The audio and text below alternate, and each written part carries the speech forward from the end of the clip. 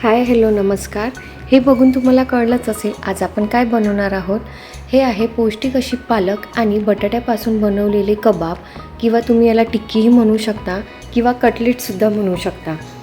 हे बनवत असताना जर तुम्ही आधी थोडी पूर्वतयारी केली म्हणजेच हे कटलेट बनवून फ्रीजमध्ये स्टोअर करून ठेवले तर आपण कमी वेळामध्ये लगेच त्याला फ्राय करून नाश्ता तयार करू शकतो. चला तर मग सुरू करूया. आपण इथे स्वच्छ धुतलेली पालक घ्यायची आहे. तिला पाण्यामध्ये टाकून थोडं एक उकळी येईपर्यंत उकळून घ्यायची आहे. पालकला जास्त उकळवायचं नाही. ते झाल्यानंतर आपण इकडे 2 बटाटे घेतले आहे, त्यालासुद्धा व्यवस्थित उकळून घ्यायचे आहे. पालक जशी उकळली त्याला एका चाळणीमध्ये काढून लगेचच त्यात थंड पाणी टाकायचं आहे, ज्यामुळे त्याचा कलर हिरवागार राहतो. इकडे अर्धा वाटी जाड पोहे घेतलेले आहेत. त्यामध्ये पाणी टाकून त्याला स्वच्छ धुवून घ्यायचं आहे आणि त्याला बाजूला ठेवायचे आहे.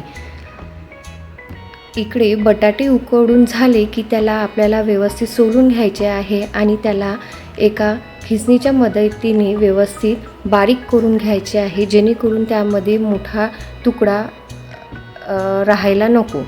हे सगळं झाल्यानंतर आपण जे पोहे भिजवत ठेवलेले होते ते हाताने व्यवस्थित कुस्करून त्या बटाट्यामध्ये टाकून घ्यायचे आहे.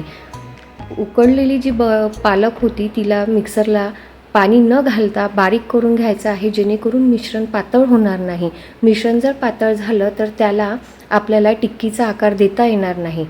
आता यामध्ये आपण साधे बेसिक मसाले टाकणार आहोत, ज्यात पाव चमचा हळद, 1 चमचा तिखट, चवीनुसार मीठ, पाव चमचा मॅगी मसाला, 1 चमचा चाट मसाला टाकायचा आहे. चाट मसाला हा तुम्ही स्किप करू नका, जेणेकरून याची चव खूप छान येते.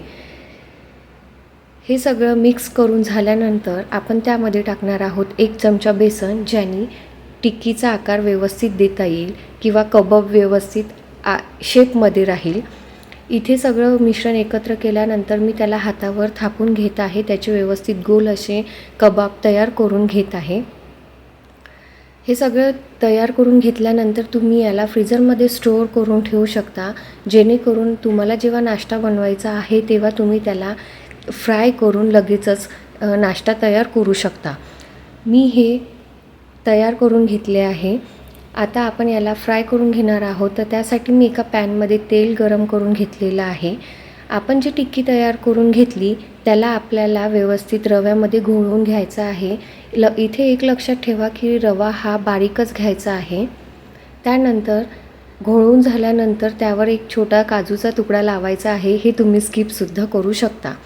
यानंतर अशा प्रकारे हे कबाब तयार झालेला आहे किंवा टिक्की तयार झालेली आहे. त्याला आपल्याला फ्राय करून घ्यायचं आहे. फ्राय करत असताना त्यामध्ये जेव्हा आपण ते पॅनमध्ये टाकतो तर एका साईडला त्याला पूर्णपणे खरपूस रंग येईपर्यंत तो परतवायचा नाही, जोपर्यंत तो व्यवस्थित एका साईडने भाजला जात नाही. असे दोन्ही साईडने भाजून आपले कबाब तयार आहे. तुम्हीही नक्की ट्राय करा. चवीला कसे लागतात ते मला नक्की कमेंट करून सांगा. रेसिपी आवडल्या असल्यास माझ्या चॅनेलला सबस्क्राईब करा. थँक्यू.